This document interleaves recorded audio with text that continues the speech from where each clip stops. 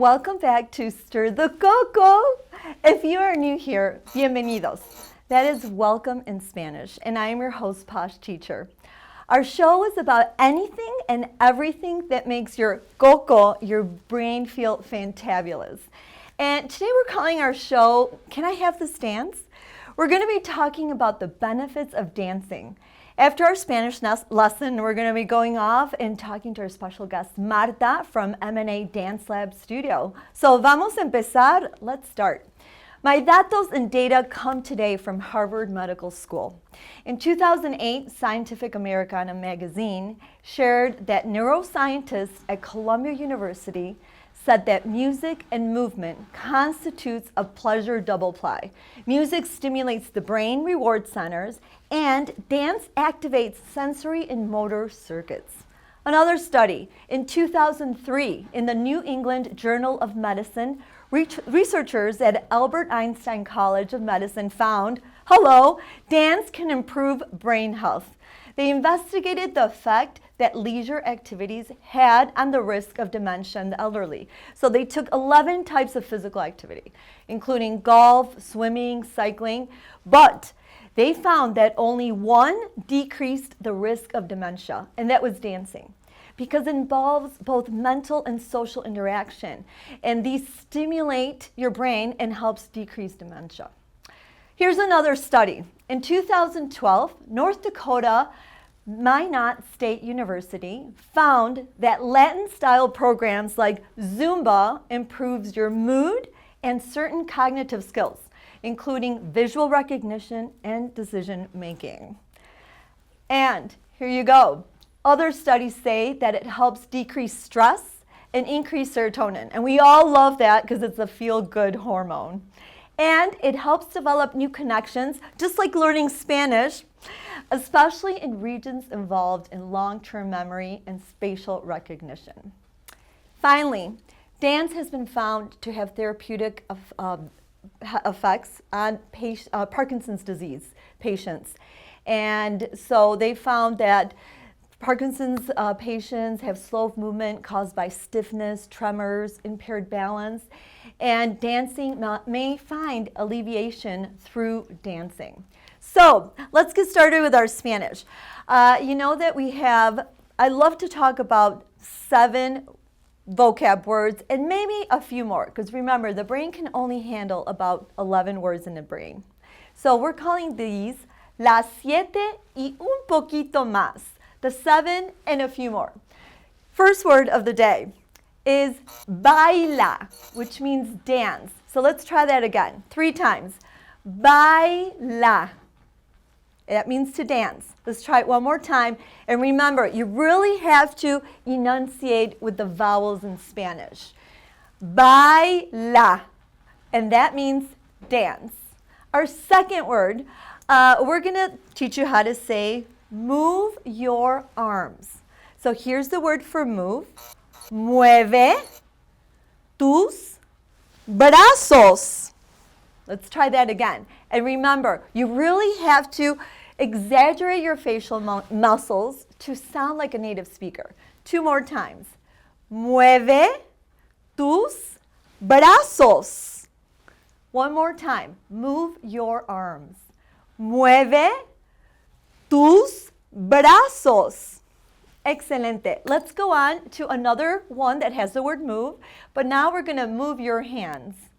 Mueve tus manos. And that means move your hands. Let's try that again. Mueve tus manos. Move your hands. Mueve tus manos. All right, the next one, if you're going to dance, you need to play some music. So you got to tell somebody, give them the command, the casual command of play music. Pon música. Try that again. Pon música. 1 more time. Pon música. All right, you're doing great. Let's go to the next one. The word sing. Now, I don't know, if someone told me to sing, probably they get scared off. But hopefully you know someone that you want to tell them sing. So here we go. Canta. That's it. It just means sing. Canta. One more time, and literally exaggerate that A. You'll sound more like a native speaker. Canta. Perfect. We have 2 more words. The next word is turn it up. So your song that's playing that you love, you're going to tell someone, hey, turn it up. Súbele. Súbele. One more time. And I'm enunciating the U because you need to put a little more emphasis on it in Spanish. Súbele. Great. All right, our last word is, okay, if someone's playing a song that you're like, oh my gosh, that is not a good song, you want to tell them, turn it down. Here we go. Bájale. Turn it down. Bájale. One more time. Bájale. So those were our words for Spanish today, and I hope no one's looking at you funny if you're repeating them in the car or sitting in your office. But remember, learning Spanish is so good for your coco. And well, right now we are off to chat with our guest Martha, and come join us. BCTV's channel is easier to watch than ever. If you have a smart TV, Fire Stick, or Roku, simply look for the Cablecast app. At Roku Startup menu, scroll down to search. Type Cablecast Screenweave into search bar. Press the OK button to add app. Press Home button. Navigate from Homepage to find added app. Press the asterisk button for options. Select Move App to top. This allows quick access to Cable Screenweave. Select Cable Screenweave. Search Bloomfield Community Television.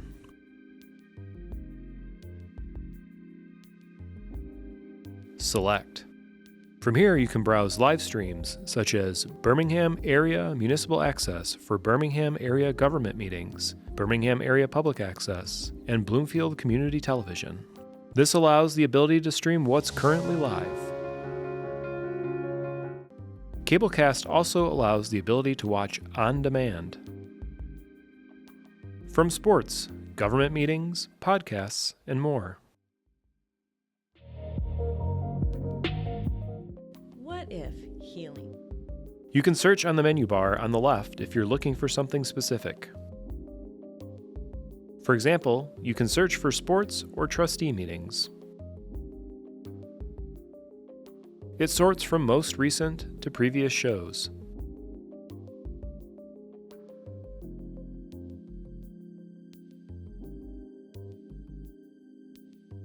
Press Home button anytime to go back. For additional support, please contact us at 248-433-7790 or cable_DEPT@bloomfieldtwp.org. Hello, everyone, and welcome back to Stir the Coco. We are here with a very special guest, Marta Cruz. She is the co-owner of M&A DanceLab Studio, along with her professional partner, Alejandro Auro, from Metro Detroit. And her studio specializes in adult instruction, including bachata, ballet, Detroit ballroom, salsa, and many more. And she has traveled all over the world to France, Portugal, Canada, Mexico, training, teaching, performing, and competing. So we are very honored to have her. Marta, welcome to Stir the Coco. Thank you for having me. Well, we are very excited. First of all, we love to dance, and so, but we want to hear about your journey that brought you into the dance world. Tell us about it.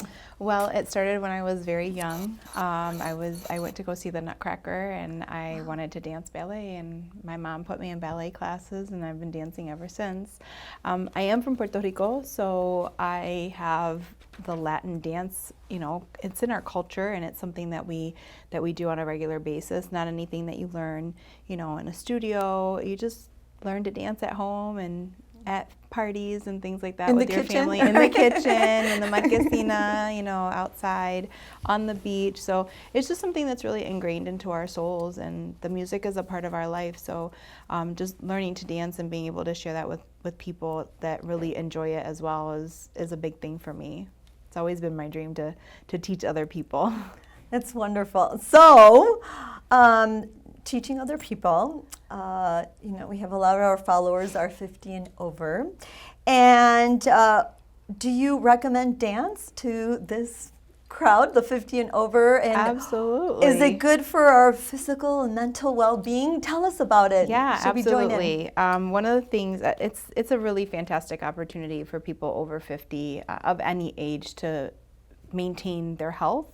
Number one, it provides a lot of social stimulation. You get to meet new people, you get to participate in something that's very different and new. And just like going to school, you're learning something new with a group of people that are also learning something new. And so you get to participate in something that is going to challenge you not only cognitively, but physically. A lot of us have ailments that, that can get worse with age. Yes. And if you don't maintain a healthy lifestyle, which includes movement, Absolutely. then there's, things that can happen that just don't get better. I can say I hurt my shoulder, and I started feeling very, very stiff because I wasn't able to do everything. I was like, you know what, I really just need to keep stretching and keep getting back into it. And that always made me feel better. So anytime that you have an injury, yeah, you want to take care of it, you want to nurse it, but you want to do something like dance. You can choose things like slower dances, or stretching, yoga, ballet, things like that. So there's options in that world. There are a lot of different options, yeah. That's so for good. example, in our studio we have ballet, we offer ballet, we offer Detroit ballroom, salsa, bachata, kizomba. What is Detroit ballroom? Detroit ballroom is an urban ballroom. Oh, and okay. it's basically a rock step cha-cha-cha. You can dance it to pretty much any kind of music. Oh my gosh. And it's very big here in Detroit. In addition to like stepping, like Chicago step, and they call Greystone. Okay. It's like walking dances. And kizomba is also another option that we offer, which is also a partner dance. Oh my gosh. And there's just a lot of different options. You get to meet new people, you get to rotate in class, and everybody has a really good time. We all make mistakes together, we all learn together. I love that. Yeah, and no you one just makes keep your fun of body you. moving. I mean, really, it's all about maintaining your mobility as we get older. It's great. It's great for mobility. I mean, you need to really focus on keeping your body healthy, and Absolutely. dance is one of the ways that you can do that. And do you need special shoes to do this? Some people, when they start something new, what are the things that I need? Yeah. What do you need to You need to wear comfortable clothing. Okay. So, and we live in Michigan, so layering is a part of our normal Absolutely. everyday activity. We have it in our So closet. we want to layer Yes. Yeah. things that are lightweight, that you can move in, that are flexible, because you're going to be flexible too. And you want to wear shoes that are comfortable. They should be snug but not tight, but also have a smooth bottom. Okay, So that you that's can good to actually know. pivot across on the floor. You don't want to have anything that has like a tennis shoe, like a I know running you shoe. taught some of my Yeah. students, and they were in their UGG slippers. Like, Yeah, no. you don't want to hurt your knees. So one of the things is, we encourage people to have the right attire so that you can actually work on your flexibility and mobility. You don't want to cause injuries. We teach you how to warm up, and we want you to have the right clothing, the right that's attire. exciting. Yeah, so it's a lot of fun, and people get into it, and they're like, oh, I bought a shirt, it says dance all night, Oh, things like yes. that. So I mean, it's just, there's a lot of opportunity to do something different, even with the clothing that you're wearing or the shoes that you're wearing. We do have dance shoes. We can recommend dance shoes, but we just prefer you use something like a dress shoe or an old sandal or something that is smooth that you can just wear for dancing. I love that. Yeah. So do you have any personal inspirational stories, something, I'm sure you have a lot. You've been teaching a lot, but actually. Give us a cute, fun one. My aunt is actually, she started the African American Dance Company at Indiana University, and that's actually where I started my dance career, was at Indiana University at a very young age in their children's ballet program. So it has been really awesome to watch her as my inspiration. Rewarding, It's been very rewarding as my inspiration, as my, I'm at a loss for words.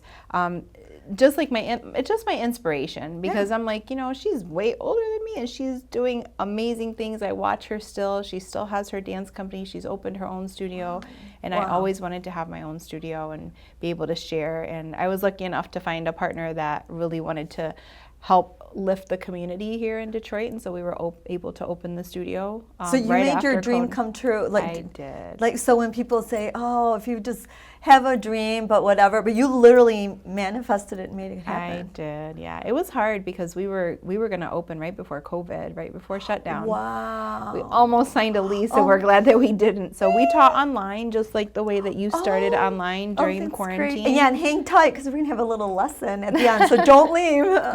So it was really great. You know, we got to reach a broader audience, and we had people from all over the world that joined our weekly chats. And you know, we didn't get to participate in social dancing together anymore, but we were able to participate in conversation, have a little coffee or a cocktail. Some of us ate dinner at the same time. Oh, so it was my really great to gosh. connect. There's a huge community of people from all walks of life, from all lifestyles. And it's really amazing the people that you can meet. So, Oh my gosh. and you never know, you might learn a Spanish word or two. Okay, we love that. We have one more question for you, because what can people do to add dancing to their lives? So what are ways So people can do that? the first way is to find a studio Okay. in your area or through a community center that offers dance lessons or any exercise, Zumba, things like that. Zumba is based on exercise and dance, so Yes. that's a really great option for people to get into. But really, just go out and find something. Find a social event. Or an immersion event that is going to teach you about Spanish and dancing, or food and dancing, or music, my gosh. all of those different types of things. But the best way is really to find a studio where you can find a class, and that offers a social where you can actually practice what you're I learning. like that social part of it, Yeah, not just and going in for your class. and that's Exactly. it. So you can Yes. go in and have classes, but like on the weekends or during the week, sometimes there's a social event where you can go in and you can practice, and you don't have to stay for hours on end. You can go for an hour, get your exercise in, your steps in, and that's the other thing. Having the Apple Watch or a Fitbit or the rings, then hey, you can keep track of all of your exercises. How many steps do you clock in? Let's see. We have a student that actually told us last week during salsa that he was at 17,000 by the end of the second class. No. Yeah. Okay, so no excuses. Great cardio, great mobility, flexibility. And your brain, so the whole body exactly. goes. Yeah. Well, we go back to kindergarten and start counting right away at the beginning of class. So okay. keep everything healthy. Coco. Well, we have a little tradition here at Stir the Coco. We have la manzana. Marta habla español, así que clase, I don't need to explain what a manzana is. Pero en la manzana tenemos un papelito, okay? So grab one and I'll read it for you. And there's a question. So escoge el que quieras, Martita. Okay. All right, here we go. So your question is, oh, I love this one. Okay. If you could teach a dance class to a celebrity, who would it be? Oh, wow. You know what? I think I would choose The Rock. Oh my gosh. I love The Rock. Tell me why. I mean, he's not a small guy. I think I saw a video of him dancing, actually. And so, I don't know. I just think that really big guys that are athletic, yes, I think that they would be good at dancing. Really? Yeah. Okay, so that fixes that stereotype that. I mean, they understand their bodies already, right? They're going to the gym. They're either bodybuilders or athletes. So some football players take dance lessons, right? Is that true? Yes, I've had a few in ballet. You have. It's incredible. Okay, so thank you for confirming that. Because I read about that. Yeah, like, it makes you more flexible. It makes you concentrate better. You have more body awareness. Oh my gosh. So for those football athletes, football, basketball, or any sports, hockey, right? Anybody. I mean, you need to be flexible. Baseball players, look at all the lunges that they do in order to catch the ball. So oh my gosh. it's really, there's things that you don't even think about that you put two and two together and like, oh yeah, that would be a great idea. Well, our Spanish word then is genial. Genial. So can we say genial? Genial. That's how that you're going to be teaching The Rock. So The Rock, if you're hearing this, you find us in this little piece of the world. Here's your dance teacher, Marta. Marta has a little treat for us. She's going to teach us a few moves. So find some space where you're at. And, you don't need a lot of space. All right. We're just going to push these chairs out of the way. We're just doing this. And okay. All right, Marta, give us a 2-minute lesson. Here we go. We are going to do a salsa basic. So the first thing that we're going to do is that we are going to step to the side, out, step back in the center, come feet together, and then step out to the side again, and in together, and collect your feet. So we're going to do it a little faster. We're going to count 1, 2, 3, 5, 6, 7. Okay, so we go out, 1, in, 2, together, 3, out, 5, in, together, 6, 7. Yeah, so 1, 2, 3, 5, 6, 7. And you can do the same thing going forward and back. Ooh. So we go 1, 2, together, 3, and then back, 5, 6, 7 to the side, 1, 2, 3, 5, 6, 7. So you can choose any song that you want. You can do those steps and just march in place. You can march it out. 1, 2, when I'm making dinner 3, today. 5, 6, yeah, 7. Play some salsa and just step it out. I mean, there's no better way to stay fit than to just actually just get moving. I love this, Martita. Gracias. Yes. Thank you so much. Thank you. Muchas gracias. Fue genial. Mira qué bien. Genial. Bueno, adiós, and we'll catch you next time. Adiós. Stir the coco.